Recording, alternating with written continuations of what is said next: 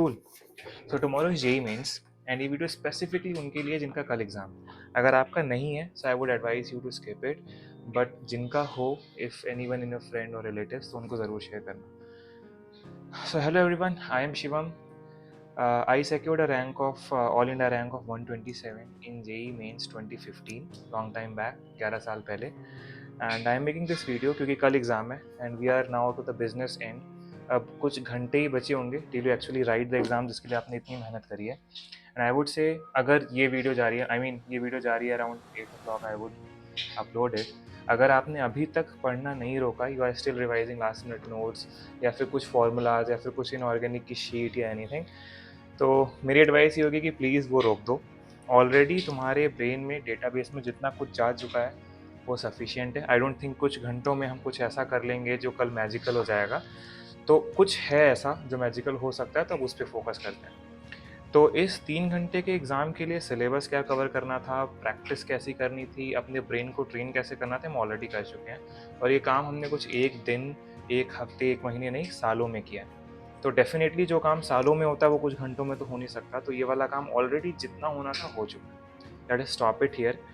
अब हम ये काम करेंगे कि जब आप वो 3 घंटे का पेपर दे रहे होते हो, it is like let's say हमने कोई बहुत अच्छा सा प्रोग्राम लिखा है जो बहुत अच्छे से काम करता है क्योंकि हमने उसे टेस्ट वेस्ट बहुत अच्छे से किया है. लेकिन जब आप एग्जीक्यूट कर रहे हो उस समय, वो 3 घंटे आपके लाइफ के बहुत कीमती वाले 3 घंटे जब बीत रहे होंगे, उस टाइम पे आपको एग्जैक्टली कैसे स्ट्रेटेजी बना के और एक स्मार्ट गेम खेल के कैसे पेपर को अटेम्प्ट करना है, आज हम उसकी बात करेंगे. And trust me, I am going to discuss 3 things जो कि मैं फॉलो करता था, और उन 3 चीज़ों की वजह से आई एम प्रेटी श्योर कि अगर तुम वो फॉलो करते हो, which are basically like strategy to solve a specific paper, तो you can see a massive improvement in your results. ऐसा नहीं है कि मैजिकली तुम्हारा हो ही नहीं रहा था और एकदम ज़्यादा रिजल्ट्स आ जाएंगे, लेकिन बट स्टिल जो भी इन्फॉर्मेशन तुम्हारे पास में है, you will get the best out of it. मतलब जितना भी तुम्हारा बेस्ट हो सकता है वो उस पेपर से निकल के आया, ये हमारा एम है.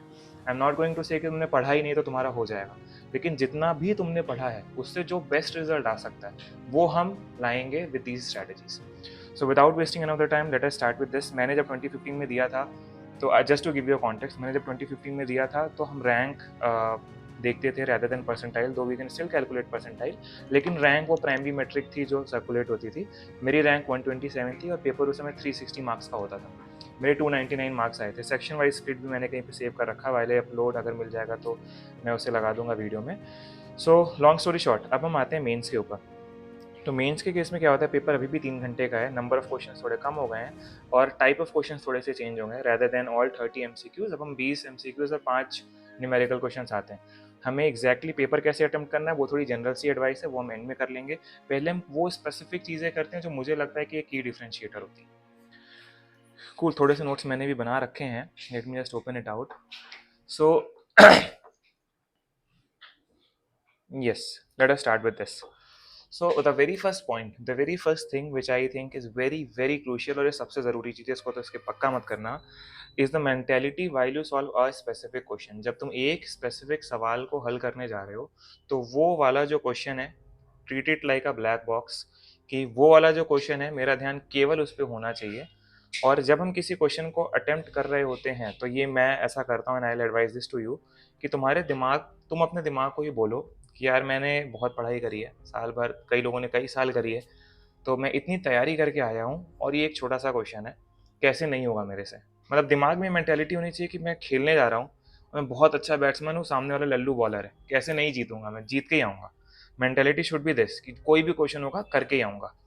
और इस टाइम पे हम स्ट्रैटेजी क्या लगाते हैं, मैं ऐसा करता था कि लेट्स से इफ़ किसी क्वेश्चन को सॉल्व करने में अगर मुझे 50 सेकंड भी लग रहे हैं या 1 मिनट भी लग रहा है, तो उस 1 मिनट में 50% से ज़्यादा समय मैं उस क्वेश्चन को ध्यान से पढ़ने में लगाता था. सो this is very very crucial कि तुम्हारा अटेंशन विंडो केवल उस क्वेश्चन पे हो.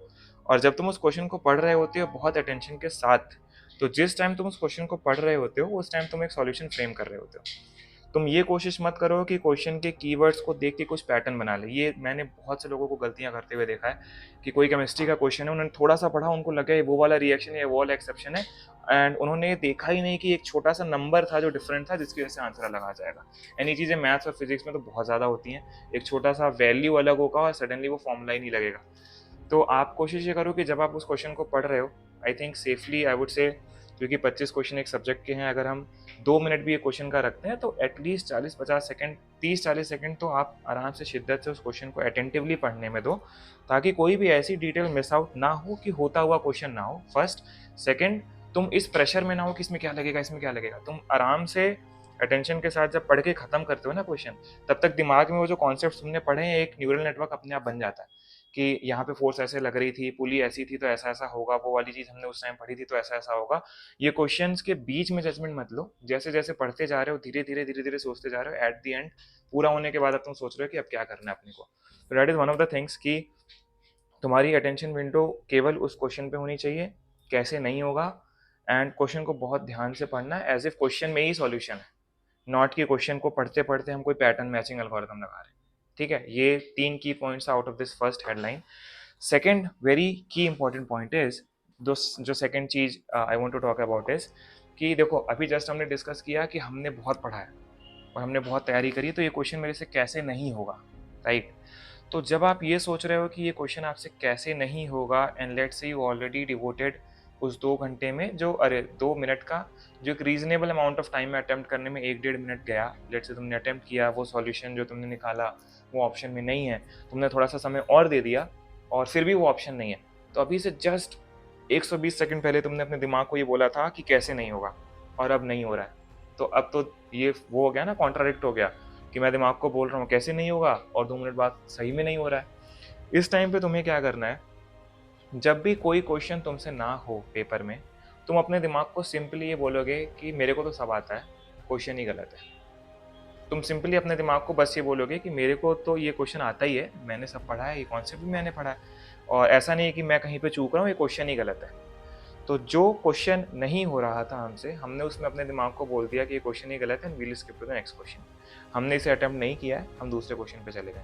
Benefits of doing it, first of all, कि जब कोई क्वेश्चन एक जो उसका डेजिग्नेटेड समय है उसके बाद नहीं होता, तो 2 चीज़ें होती हैं। फर्स्ट ऑफ ऑल, या तो तुम उसको अपनी ईगो पे ले लोगे कि यार mechanics is my favourite topic, ये मुझे अच्छे से आता है, मैंने बहुत प्रैक्टिस करी, कैसे नहीं हुआ, ऐसे कैसे हो सकता है, फिर से करता हूँ, फिर से करता हूँ।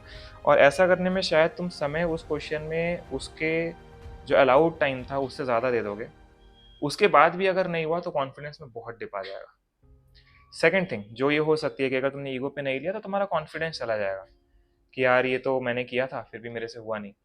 तो जब हम अपने दिमाग को ये बोल देते हैं ना कि क्वेश्चन ही गलत है और आगे पे चले जाते हैं, तो देखो इसका मेन, इसको बहुत ध्यान से सुनना। Let's say 25 into 3 75 question are total in the exam.